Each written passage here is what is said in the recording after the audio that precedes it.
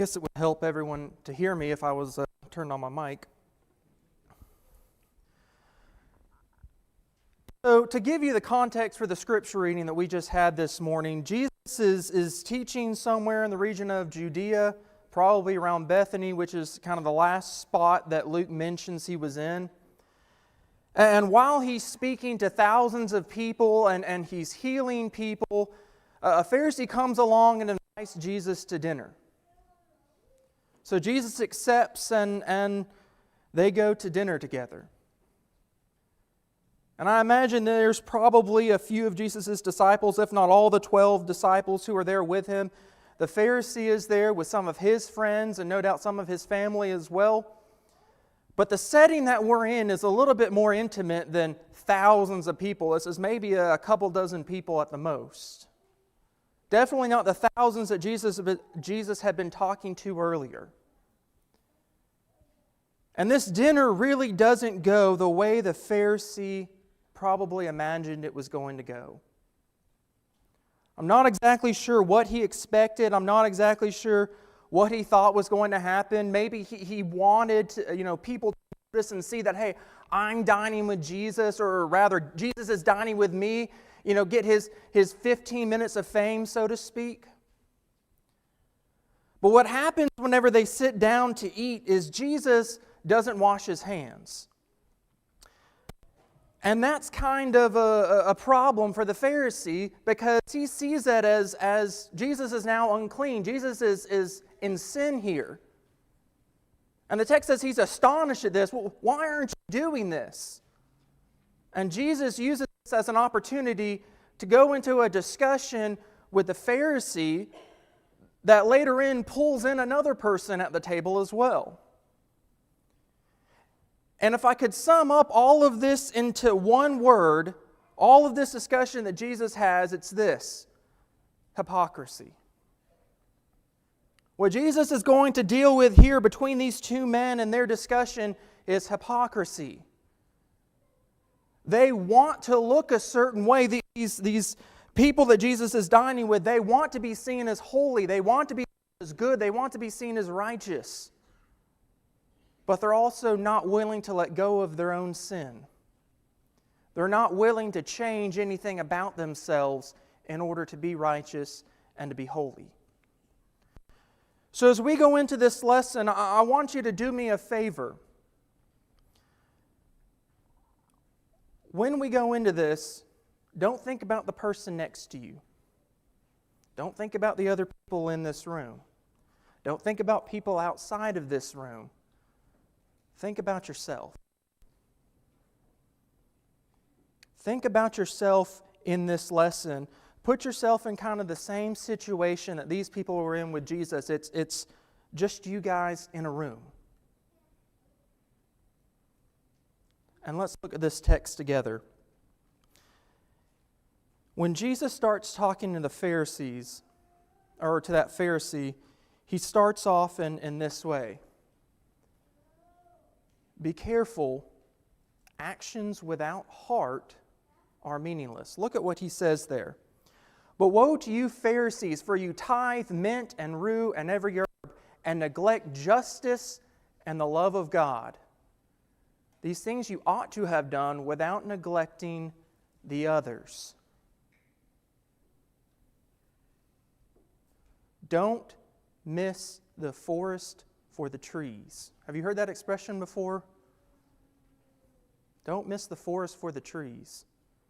That's exactly what's going on here.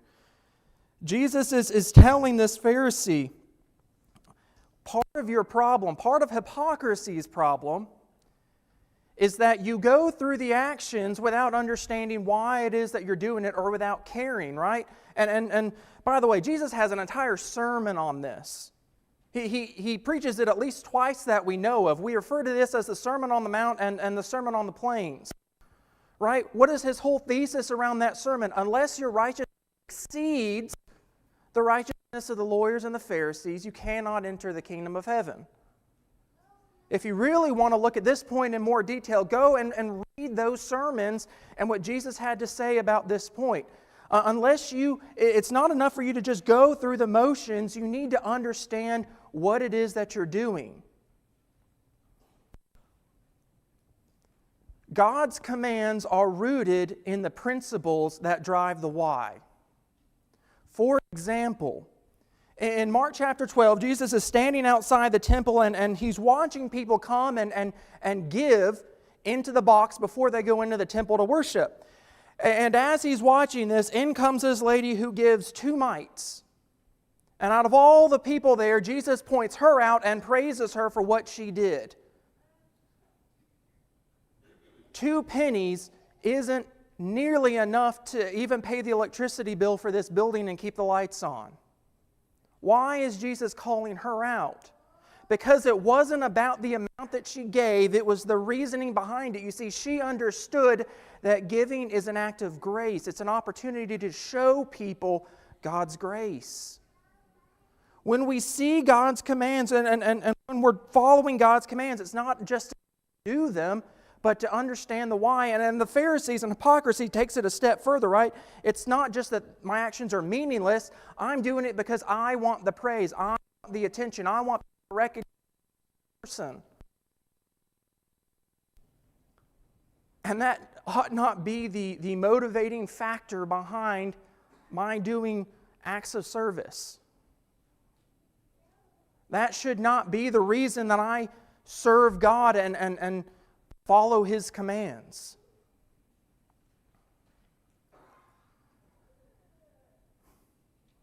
When Jesus was approached by a lawyer on another occasion, he asked him, "What is the greatest command?" And what was Jesus' response? "The greatest command is, you shall love the Lord your God with all your heart, with all your soul, with all your mind, and with all your strength. Second is just like it. You shall love your neighbor as yourself." And then Jesus followed it up with this statement: "On this depends the law and the prophets." It's God's love that's our motivating factor. It's our love for God and our love for others that drive us to do the things that we do. Right? And Jesus doesn't tell them to stop tithing. Right? These things you ought to keep doing. But understand why it is that you're doing it. Understand the driving factor. Let your love for God, let your love for others be the reason why you give. Be the reason why you open up your home. Be the reason why you forgive. Be the reason why you strive to bring others to God. Here's something that I think is a good practice. Is to ask myself, when it comes to a particular action that I'm doing, how does this bring me closer to God? How is what I am doing going to bring me closer to God? Or another one that's very similar is, how does this action that I'm about to do, how does it show others God? If I'm doing something so that others will see me, so that others will want to praise me, that's not the right motivation. To show others God, to show them others His mercy, His grace, His love, His justice, His faithfulness, be what drives me to keep His commands.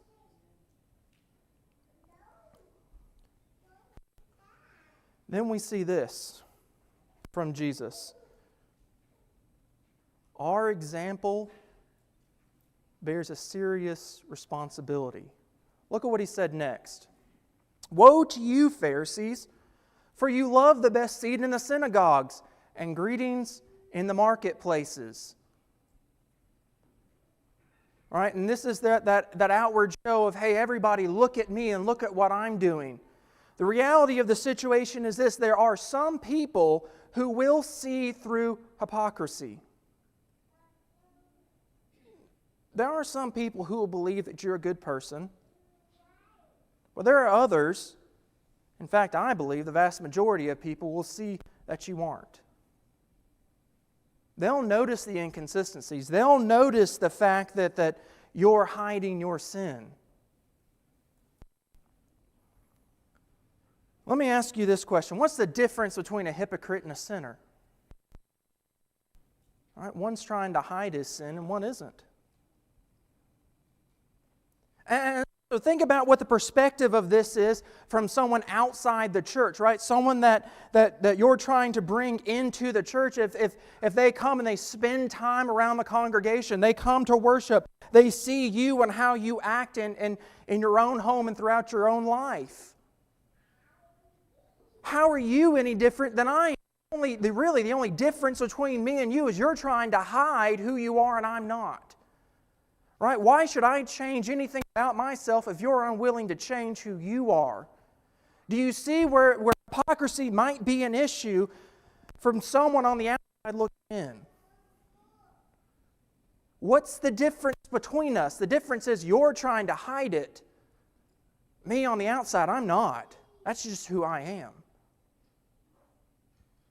But also, think about this from the perspective of someone who's inside the church, someone who is trying to follow God, someone who is trying to be pleasing to Him, and the example that you set before them. First of all, you're going to set before them this person who is unrealistic. Right? Well, I never make mistakes. At least mistakes that you're not going to see, or I don't want you to see. What you're going to do is you're going to break the model of forgiveness that God has given to us. You're going to cause people to stumble. Right? Because I can't obtain that perfection that you have. I am going to make mistakes. It looks like you never do. Or on the other side of that, on the inside, looking at this model, at you, the hypocrite, or at me, the hypocrite. Think about this for just a second. What does that say about Jesus? Right? When I'm looking for someone to model Jesus for me, what type of model does that look like? One of the hardest passages for me personally is Paul's statement in 1 Corinthians chapter 11 where he says, imitate me as I imitate Christ. And for me, the reason why that passage is so difficult is because it takes a lot of strength and courage to look at somebody and say, hey, you should act like me. It takes a lot of discipline to model the right behavior so that you can look at somebody else and say, hey, I'm going to show you Christ, so that you have a good living model to go by. But the hypocrite, they break that model. By hiding sin, you break that model. So it's better to expose my sin than to let my sin expose me. It's better that I jump in front of it and I admit when I'm wrong and I'm willing to acknowledge my faults and my mistakes than to bury them and to hide them and to let those surface at the worst possible moments and break the model of Christ, break the model of forgiveness, and have people on the outside looking in going, well, what's the difference between us? Besides the fact that you're just adding extra steps to this whole thing. It's better to expose your sin than to let it expose you. And then Jesus says this, woe to you, for you are like unmarked graves, and people walk over them without knowing it. This is kind of the flip side of that.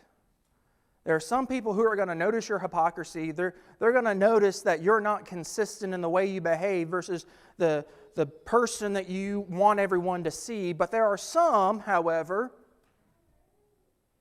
that will be fooled. Go back to Jewish culture for just a second. You were ritualistically unclean if you were to come into contact with a dead body. So what happens if you come across an unmarked grave? You're going to become unclean without knowing it. That's what Jesus is saying. You're going to cause some people to fall into the same traps, the same sin that you're in, and they're not even going to realize that they're walking into those same problems. Why? Because they think you are a model to follow, that you are an example of someone who is righteous. You are an example of someone who is holy, and they're going to do what you're doing.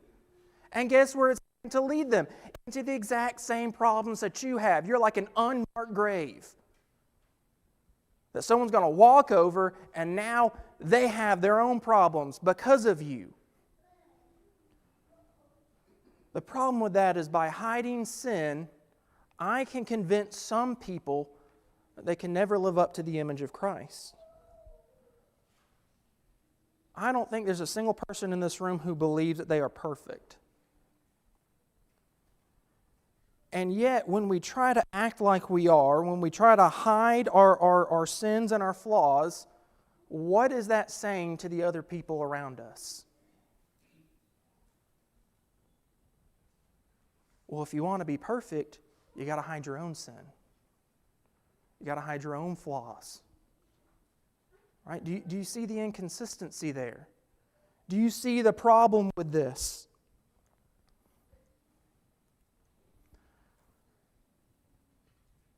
So putting these 2 points together, the example I set by how I handle my sin is just as important as the example I set to others in my service to God. Right? I want to be a good example to other people in the way I serve God, in the way I worship, in the way I give, in the way I sacrifice, in the way I open up to others, in the way I share the gospel. But just as important as all those other things, which we talk about quite often, is how I handle myself when I fall short. How I handle myself when I'm in sin. How I handle myself when I make a mistake. Going back to Paul's bold statement of, hey, imitate me as I imitate Christ. Was Paul perfect? No. And he'd be the first to admit that. But hey, I'm going to strive towards perfection, and I'm going to own up when I do something that's wrong. I'm going to own up when I make a mistake. And I'm going to show you how to work through the process of God's forgiveness so that you can pick yourself back up just like I'm going to pick myself back up and keep going. And so Jesus says all of this to this Pharisee. And one of the other guys who's there at the table with them, a lawyer, he turns to Jesus and he says, don't you realize that like this, that you're kind of insulting us as well? Not just the Pharisees, but you're insulting us. And Jesus, rather than apologizing and saying, oh, my bad, I didn't mean to offend you, he turns to the lawyer and he says this: righteousness can be made too complicated. Woe to you, lawyers also, for you load people with burdens too hard to bear, and you yourselves do not touch the burdens with one of your fingers. You have made righteousness too complicated. You've made following God too complex. Being a Christian is hard. Being a Christian does not have to be complicated. But that's exactly what these lawyers were doing. Do you remember how this got started, by the way, right? Jesus refused to wash his hands before they ate. And the Pharisee, hey, you're making a mistake. What you're doing is wrong.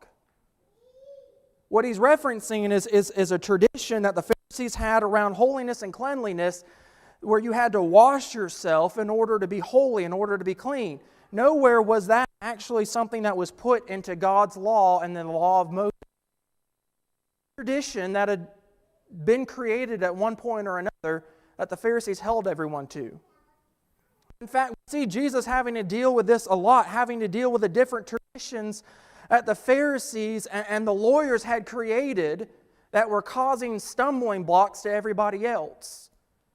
And especially where it became problematic is the fact that they were holding these traditions to the same standard as God's commands. That, hey, if you don't do this, you're as good as breaking God's command. Newsflash: failing to keep traditions will not keep me from heaven. they are not God's commands. If I don't keep the traditions of the people around me, that's not going to keep me out of heaven. This is why Jesus allowed His disciples to pluck the heads of grain as they walked through the fields on the Sabbath day. This is why Jesus stopped and healed a man on the Sabbath day. This is why He didn't require His disciples to wash their hands before they ate, nor did He feel obligated to wash His hands before He ate. They were traditions that were getting in the way because there were other things that they needed to be doing. There were commands of God they needed to be keeping. Oh, and by the way, with the right heart in them, with the right understanding behind them. We need to be careful that we don't create the same stumbling blocks for the people around us.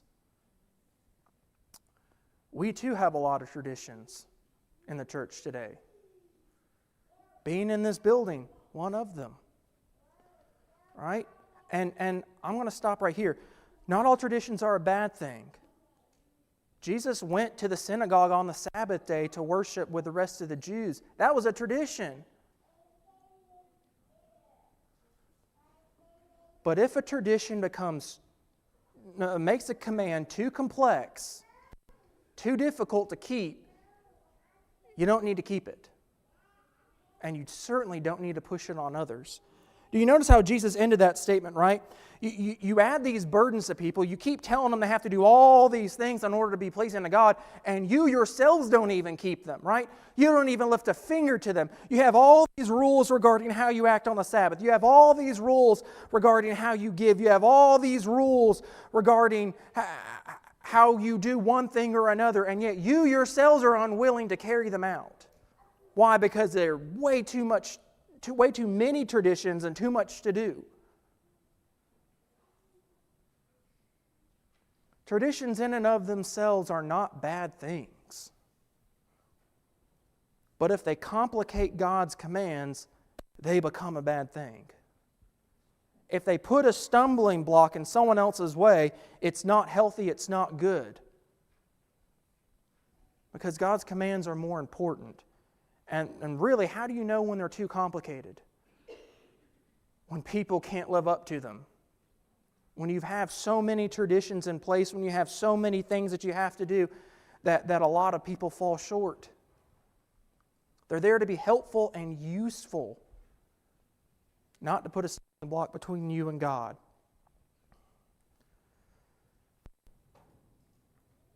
Then we come to this.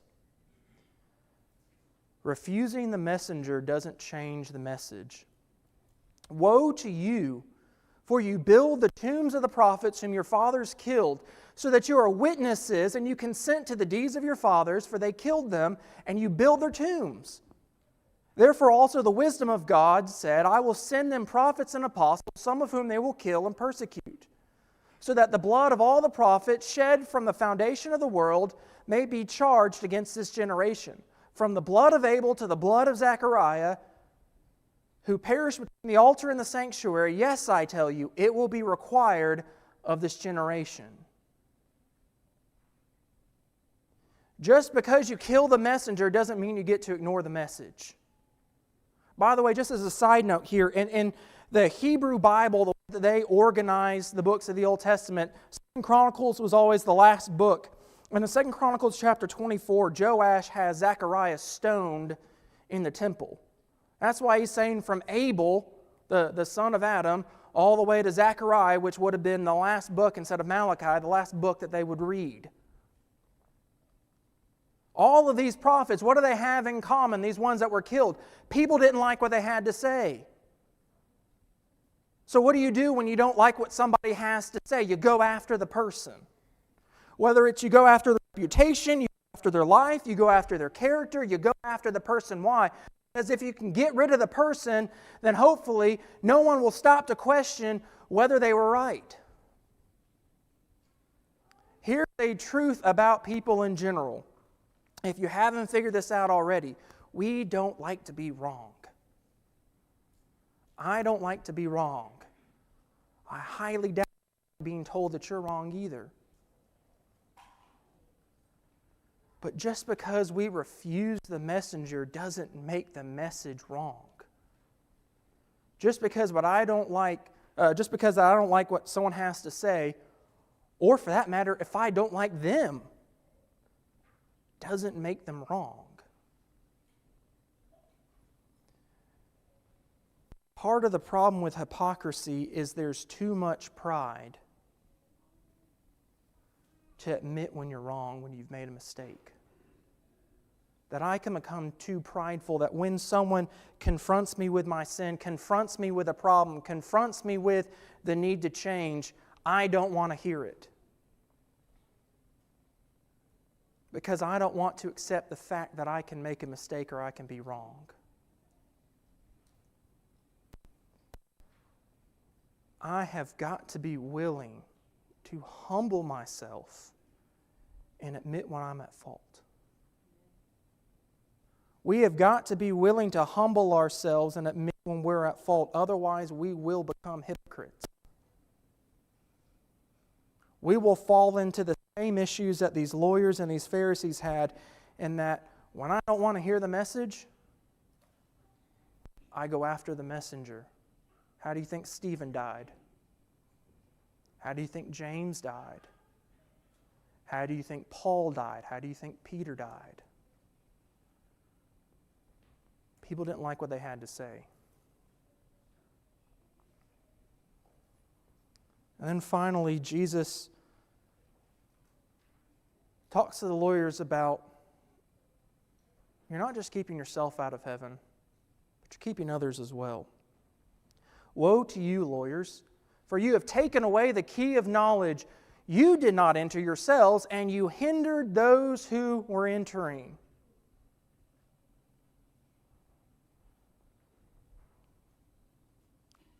Think about this for just a minute. And this kind of goes back to what we've already talked about with the example that you set. You can not only keep yourself from heaven by being a hypocrite, but you can keep a lot of other people out as well. Hypocrisy does not just affect one person. It affects everyone. In fact, when you go on and you look in Luke chapter 12, once Jesus is back in front of the crowds again, what is the first thing He says to His disciples? Beware of the leaven of the Pharisees.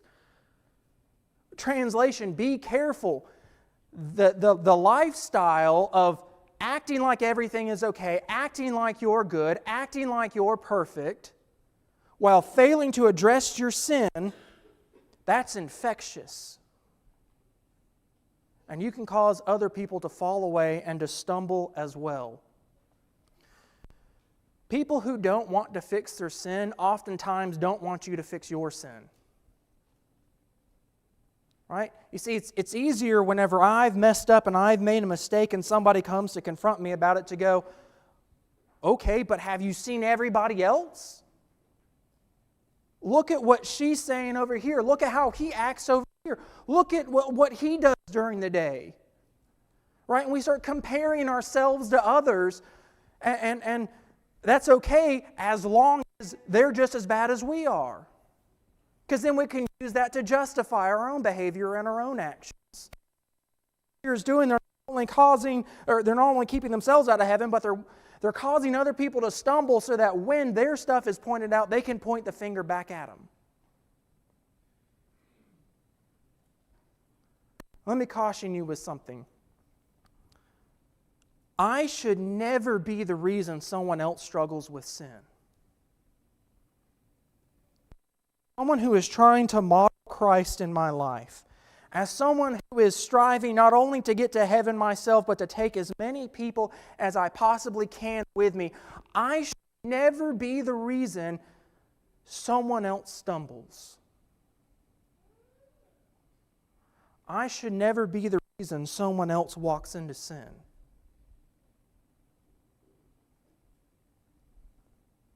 So what type of example am I setting before the people around me? I want to tie this lesson up by giving you 3 challenges this morning that kind of tie back into how Jesus started this conversation. I know we skipped a little bit of what Jesus said in his introduction remarks to the Pharisee. But the first one is this, right? And all of these are around fighting hypocrisy. I need to stop caring what other people think about me and start caring how God thinks about me. Remember how Jesus opened this up, right? You guys worry about the outside of the cup, the outside of the dish, how you're perceived by everybody else. But He who made the outside also made the inside. On the day of judgment, I will not be judged by how anyone else in this room perceives me. I will not be judged by what anyone else in this room thinks of me. You are standing before God on Judgment Day. My opinion of you is not going to matter. God's is. What God thinks of you, what God has to say, that is what's going to matter. What's the difference between a hypocrite and a sinner? One's trying to hide it, one doesn't care. Stop caring what others are going to think and start worrying about what God thinks. Focus on the inside first. Because who you are when nobody else is looking is who you're going to be on the day of judgment. Secondly is this. When I must confess them and I must fix them. Wow, it's like a confession might be a big deal in Christianity. Right? For this very reason. It's not if I'm going to make a mistake, it's when I make a mistake. Sooner or later, it's going to happen. Even though I'm striving towards perfection. When I make a mistake, I need to be willing to confess it, and then I need to be willing to fix it. But give as alms the things that are within, and behold, everything is clean to you. If you give the level of detail and attention to who you are in the inside, as you were previously given to what other people thought about you and the image that you presented to everyone else around you, if you gave that same level of attention and detail to the inside, to your heart, Jesus says the rest will sort itself out. The example that you set, that's going to work itself out. The relationships that you have with others, that'll sort itself out. Dealing with sin, that'll sort itself out. Once I focus on my relationship with God. And then remember, others look at me to see Christ. For better or worse, you are an example to someone in your life. You may not even realize it. You are an example to somebody. And when they look at you, they need to see Christ. I want to get to the point where I can confidently say like Paul, hey, imitate me as I imitate Christ. But I'm not going to do that by covering up my sin. I'm not going to do that by putting up a false image of who I am. I've got a problem with my tongue at times. Saying things I shouldn't say, and also saying things in a way that's not helpful. And I've got to work on that.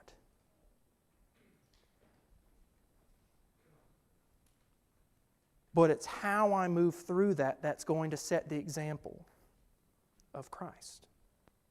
So if you're here this morning and you're not yet a child of God, I want to encourage you to make a change. Right? I'll be honest, service to Christ is difficult, but it's not complicated. It's rooted in the principles of love and mercy and grace. But if you're here this morning and you're a child of God, I want you to stop and think about these challenges for just a minute. After this dinner was over, the end of that text there that was read for us, the Pharisees went away and they got upset with Jesus. Then it was about how can we discredit Him, and eventually they're the same people who were standing there shouting, "Crucify Him." Why? Because we don't like what He had to say. I don't like what I would have to change about me. If you're here this morning and you find yourself in that same trap, don't lock yourself up. Don't walk away from here saying, "You know what, I really don't care for this Marcus guy." Make a commitment to yourself. You owe it to yourself to humble yourself. Be willing to make a change. And hey, if we can pray with you, we'd love to do that as a congregation. We ought not be the people that judge you and say, I can't. Rather, hey, they were willing to make a change. This is the type of example I also need to model. So if we can help you in that, we'd love to. But I implore you to make a change. If you have a need that we can help you with, if you just let us know as we stand and as we sing.